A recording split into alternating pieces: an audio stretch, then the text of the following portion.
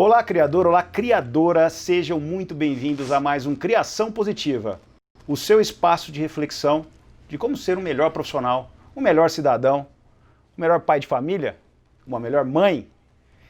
E no programa de hoje nós vamos ter uma entrevistada muito especial, ela que é zootecnista e foi eleita entre as 5 zootecnistas mais influentes do Brasil, é uma das maiores influenciadoras do nosso agro e fundadora do Território da Carne, minha querida amiga Andréa Mesquita. Andréa, seja muito bem-vinda. Obrigada, Paulo. Estou lisonjeada de estar aqui. Muito legal estar aqui com você. E parabéns, estou adorando estar aqui. Imagina, a honra é nossa, a felicidade é nossa, porque a gente traz nesse programa as pessoas que a gente gosta, que a gente admira e que estão impactando o nosso agronegócio de uma forma muito positiva, por isso Criação Positiva. Eu sou fã do seu trabalho, já te acompanho há algum tempo. Obrigada. E acho que são propósitos como esse que fazem o nosso negócio agro ter a pujança e o protagonismo que merece ter.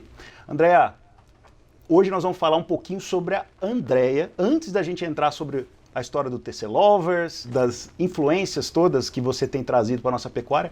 Me conta um pouquinho, como é que começou essa história sua com carne? Paulo, sabe que não tem ninguém da minha família que é da pecuária. Eu sou só uma carnívora desde muito novinha, sempre gostei de carne, mas meu pai nem churrasco faz. Então, não é aquela coisa de, em casa a gente já falava do assunto, família de paulistano, eu criada em São Paulo. Mas eu fui fazer zootecnia porque eu sempre amei animal. Eu dizia desde pequenininha que eu ia fazer veterinária. E a história resumida é que minha família estava totalmente sem condição de pagar minha faculdade de veterinária em São Paulo. E eu falei, vou precisar passar numa pública. E aí eu vi a relação candidato-vaga da veterinária. Eu falei, não vou passar, eu vou precisar entrar em alguma coisa que seja aproximada da zootecnia, que já tinha dado ali naqueles testes vocacionais, que poderia ter a ver e tal. E eu fui pra zootecnia, passei nas duas, né? Passei na veterinária, passei na zootecnia, uma era super cara, aqui em São Paulo, a outra era de graça, em Botucatu, e eu falei, vamos embora. E fui fazendo a faculdade, falei, nossa, não fazia ideia do que existia dentro da zootecnia. E fiz a faculdade inteira trabalhando com suínos, apaixonada por suínos, meu primeiro emprego num frigorífico, de boi. Eu não sabia onde ficava a picanha. E aí eu falei, vou ter que descobrir isso aqui, né? Vou ter que, enfim. Aí eu lembro que teve um chefe meu que ele falou, olha, aproveita os seus 2 primeiros anos de mercado de trabalho que todo mundo quer te ensinar. Daqui a pouco você que vai ter que ensinar para as pessoas. E aquilo acho que foi uma das melhores dicas que eu tive na minha vida. E nesses 2 anos eu fui esponja de um jeito que eu ia nos frigoríficos, eu perguntava desde a faxineira até o diretor comercial, operacional. Eu queria saber tudo, da razão de tudo, e eu comecei a ser conhecida pela diretoria da questionadora, da pessoa que queria entender por que tinha um ralo que estava entupido dentro da fábrica.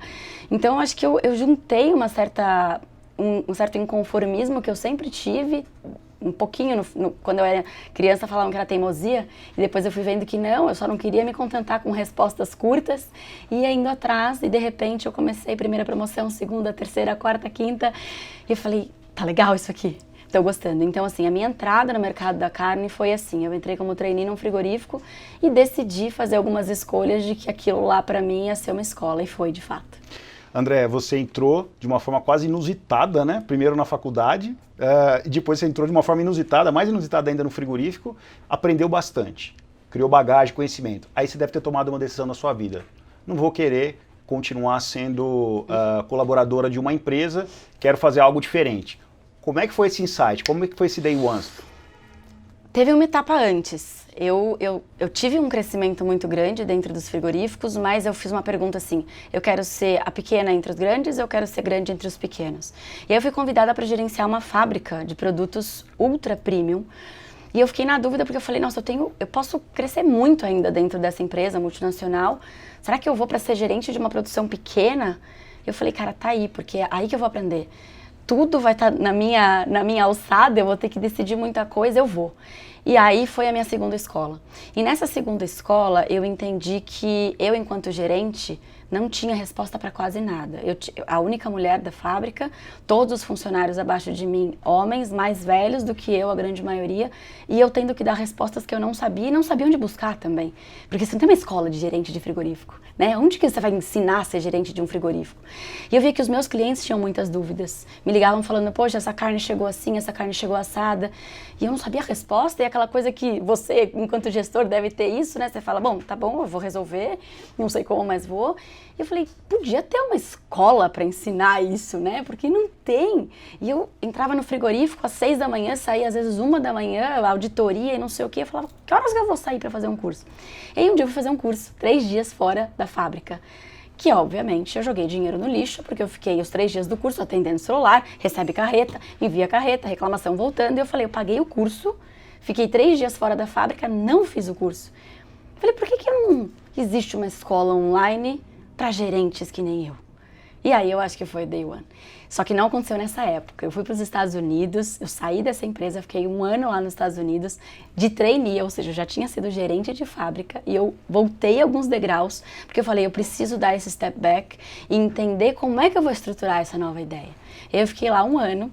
Assim, eu fazia de tudo, eu limpava baia de porca, eu fazia parto, eu saía, eu trabalhava de joelheira imunda, assim, quem via falava, nossa, puro glamour, não existia. E eu lá matutando minhas ideias, como é que eu ia fazer. Eu já tinha criado o Instagram do Território da Carne, ninguém sabia, porque eu fiquei morrendo de vergonha, falei, ai meu Deus, eu vou contar para as pessoas que eu tenho um Instagram em 2015, isso. E fui criando essa ideia, como é que eu iria estruturar. E aí foi em 2017 que eu comecei a entender o mercado digital. Falei, eu vou criar uma plataforma de EAD para gerente. Tudo que eu tive que aprender na marra durante esses anos todos, eu vou ensinar. Então, desde as planilhas que eu criava, os treinamentos para os funcionários que eu não tinha de onde olhar, eu criei tudo. Falei, por que eu vou deixar isso só para mim? Não faz sentido. E aí foi o que eu fiz. Criei a escola, estruturei o curso e lancei meu primeiro curso. Sabe quantas vendas eu fiz? Nenhuma. Nesse dia eu falei, acabou a minha carreira, eu não tô mais gerente de fábrica, eu voltei dos Estados Unidos, estruturei por 6 meses uma empresa e ninguém quer comprar meu produto, ninguém quer ser treinado como eu queria. E aí eu fui entender que a comunicação estava errada. Eu falava, a primeira coisa que eu falava, eu acho que isso é uma dica para quem quer entrar em qualquer mercado, eu falava assim, eu vou vender cursos para gestores de negócios de alimentação. Eu nunca conheci um dono de restaurante que fala, eu sou o dono de um negócio de alimentação. Eu nunca conheci um dono de açougue que fala, eu sou o dono de um negócio de alimentação. Mas eu lá, empresária, falava, se eu falar só com o restaurante, eu vou perder o cara do açougue. Se eu falar com o cara do açougue, eu vou perder o cara do restaurante. Eu quis fazer uma coisa genérica. Meu primeiro erro de comunicação estava aí. Porque ninguém se identificou com o que eu vendia. E aí eu tive que assumir um imposto. E isso foi só 1 ano depois. Que era, com quem que eu vou falar? Eu falei, não, eu entendo de carne. Eu vou falar com o dono de uma loja de carne. E aí, se esse cara se identificar comigo, talvez o cara do restaurante vai se identificar. Eu mudei minha comunicação, imagina que decisão difícil. Ao invés de falar de negócio de alimentação, que era glamour, eu vou ensinar o gerente do açougue a ser melhor. E não tinha isso. E foi isso que eu fiz. E quer dizer que você teve a frieza de fazer o seu ajuste, que a gente chama de Product Market Fit, né? Que é, para quem não sabe, é ajustar o produto ao mercado, né? Que isso é sempre uma grande dificuldade, um grande frio na barriga para o empreendedor. Você teve essa audácia, ajustou o Product Market Fit e hoje você está aí como uma das caras do agronegócio, das influenciadoras. Então, não foi só glamour essa carreira, né? Porque acho que muita gente acha ver a Andrea lá, cheia de prêmio, reality show, todo mundo acha que ela foi uma pessoa que nasceu para isso, tinha predicados e por essa razão, dons especiais, ela está aí onde ela está hoje. Não foi isso, Andrea? Eu acho que se eu puder dizer uma grande característica que eu tenho, graças aos meus pais, é resiliência. E isso não teria me levado, sem isso eu não teria chegado, e eu ainda espero e pretendo chegar muito longe, mas eu lembro no dia que eu fiz o lançamento do meu produto e não tive nenhuma venda, eu deitei na cama e eu só chorava. Eu falava, meu Deus, que profissional horrível eu sou. E aí, no dia seguinte eu falei, pera lá, como assim? Imagina, não é assim. Então assim, para chegarmos aonde chegaremos, e eu sei que você compartilha muito desse pensamento, tem choro, tem vontade de desistir, tem dias que a gente não está inspirado para escrever nada, tem dias que eu tenho que dar aula, todas as terças-feiras nós temos aulas, tem dias que eu falo, gente, eu vou levar minha alegria hoje, mas hoje aconteceu algo que não foi muito legal. Eu falo, não, eu tenho, porque os meus 50% eu vou entregar 300%. E do outro lado, eu sei que os empresários também estão esperando essa minha energia. Então não é só glamour, muito pelo contrário, eu acho que é muito fracasso que a gente acaba não conseguindo mostrar, e eu tenho sempre o maior prazer de contar, de ensinar e desglamourizar, se é que existe essa palavra, tudo que as pessoas acabam vendo, principalmente pelas redes sociais. André, nós vamos falar daqui a pouco um pouquinho mais profundamente sobre o território, sobre o Carne 4.0, que é um programa maravilhoso, mas você é professora também, você está falando de resiliência. Como é que está os teus alunos, as pessoas que te seguem nesse quesito tão importante, resiliência, paciência? Como é que está hoje esse mundo aí, que você atende jovens, você ensina para jovens, como é que está? Eu tenho dois grupos bem diferentes de alunos, né? Eu tenho os empresários, que é completamente uma cabeça, e eu tenho os universitários, graduandos e pós-graduandos. E nós acompanhamos eles durante toda a pandemia, e muitos deles, para minha surpresa, porque eu não sou professora universitária, a gente simplesmente acompanha esses alunos, vieram nos falar em relação à crise de ansiedade, em falar como estava difícil, mais uma aula online, e aí eles diziam, poxa, as aulas que vocês dão, junto com o professor Danilo Milen, que você conhece muito bem, são aulas que fazem todo sentido a gente parar para olhar. E eu comecei a perceber, enquanto professores, o que eu tenho que trazer de conteúdo? E a gente falava de vida, e isso foi fazendo eles ficarem mais fortes. E aí a gente sempre começou a questionar, né? Qual que é o papel da academia? O que a academia poderia trazer de apoio, talvez, né? Num mundo em que a informação realmente é comoditizada, né? Então, o grupo dos estudantes, a gente tem um desafio muito grande em tirar essa ansiedade e colocar foco. E a gente está vendo os alfa, né, que são a nova geração, nascidos depois de 2010, que vai ser um grande desafio quando eles chegarem na faculdade. Porque, enfim, nós temos uma série de desafios daqui para frente, poderia dizer que esses a gente vai ter que ter uma comunicação ainda mais assertiva. E os meus alunos empresários, eles estão ali com a arroba batendo recordes, com os clientes de um lado falando que não estão dando conta de pagar pelo preço, e do outro eu ensinando junto com eles a fazermos melhores contas, né? Não tem mais espaço para amadorismo dentro do mercado da carne, seja ele dentro da porteira ou no mercado como nós temos aqui no varejo. Então é um desafio gostoso, porque a gente está eliminando do mercado todas as pessoas que até hoje fizeram um trabalho meia boca, digamos assim, e agora está ficando só os profissionais. E isso é muito gratificante, porque aí você olha o cara e você fala, meu, é com esse tipo de profissional que eu quero trabalhar. André, você teve experiência em frigorífico, dá aula, está conectada com universitários, que serão os próximos funcionários, os próximos profissionais, está conectado com os empresários, os varejistas. Te pergunto, na tua experiência, a pecuária, o ecossistema de pecuária hoje, pensa em cadeia? Eles já pensam em cadeia ou ainda não? Começou a pensar, mas a gente tem um desafio muito grande, na minha opinião. Eu transito entre algumas etapas da cadeia e num N muito pequeno, perto do que a gente tem no Brasil, mas o que eu vejo é que ainda existe um ecossistema muito grande, né? Eu vou defender os meus interesses, eu tenho que ganhar o meu dinheiro, e não se tem uma compreensão e uma empatia realmente. Eu sei que é uma palavra que ficou muito banalizada, mas eu vejo muitas pessoas falando agora, e eu tenho inclusive alunos que já falaram isso, e ainda bem que eu tenho a oportunidade de escutar e mudar o pensamento, que pronto, agora que a arroba tá cara, pecuarista tá querendo fazer pé de meia e tá colocando o preço lá em cima. Mas ninguém olhou quando o pecuarista teve um problema na fazenda, como aconteceu de a gente acompanhar, de raio matar 25 novilhas e ele ficar com prejuízo, ou ter queimada, ou ter um problema na pastagem, ou operar no vermelho, que não é incomum, né, na pecuária. Então, eu vejo que tem uma dificuldade muito grande de olhar o lado do outro, mas no território da carne o que a gente está procurando fazer é isso, aproximar cada vez mais a cadeia, de uma forma onde a gente consiga enxergar o quanto que o outro só vive se eu estiver vendendo, só vive se eu estiver produzindo. Eu não tenho varejo de carne se eu não tiver o pecuarista produzindo. E o pecuarista produzindo sem ter um ponto de venda, também acaba tendo um problema de escoamento de produção. Então, assim, é um desafio, mas a gente está um passinho de cada vez, a gente vai conseguir.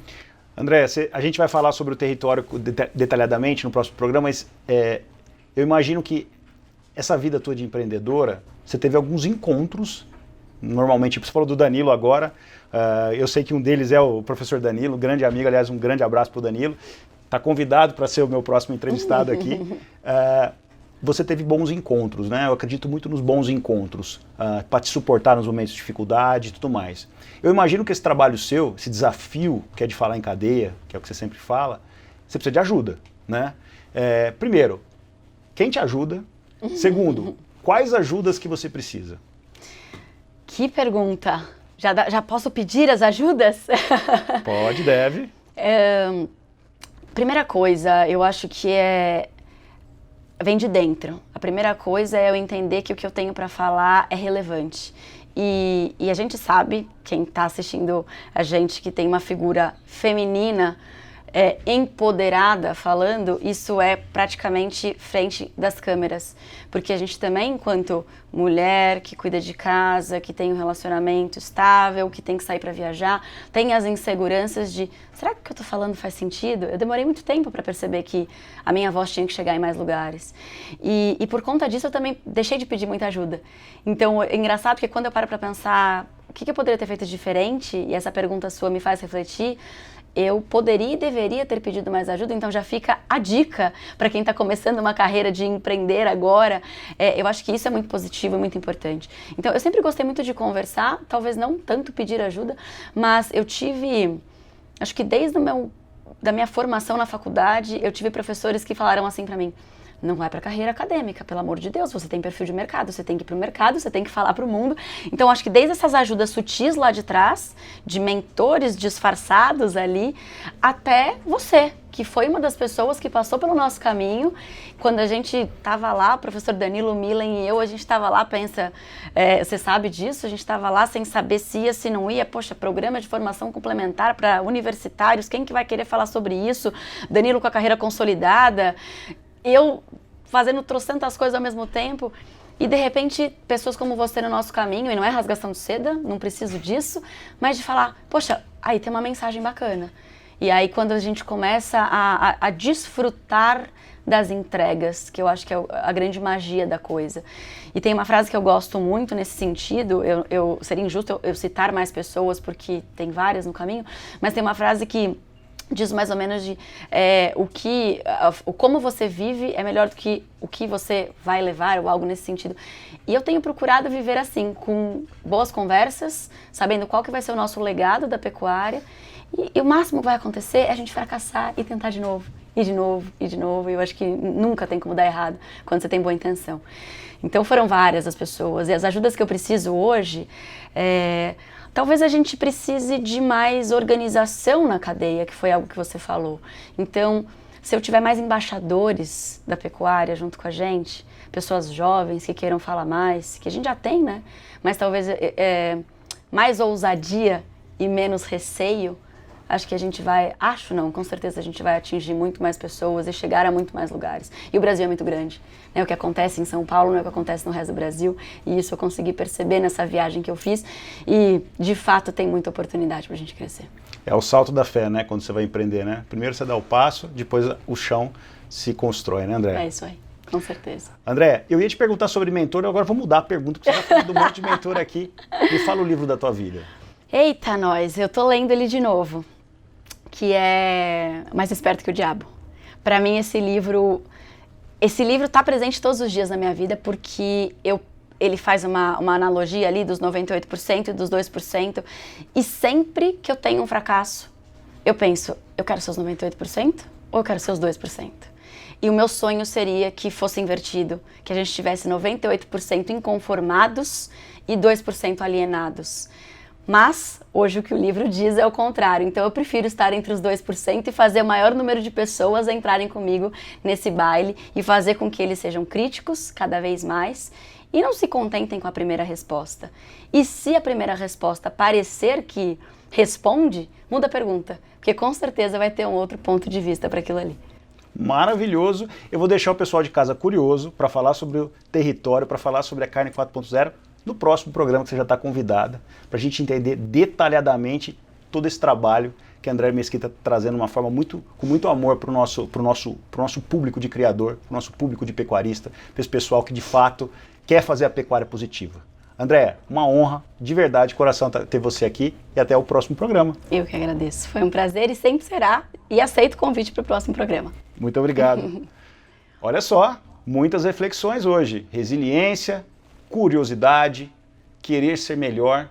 Exemplo muito clássico, muito feliz de uma grande criadora positiva, Andréa Mesquita. E até o próximo programa, para a gente agora matar a curiosidade de entender tudo que a Andréa está fazendo nos projetos do Território da Carne.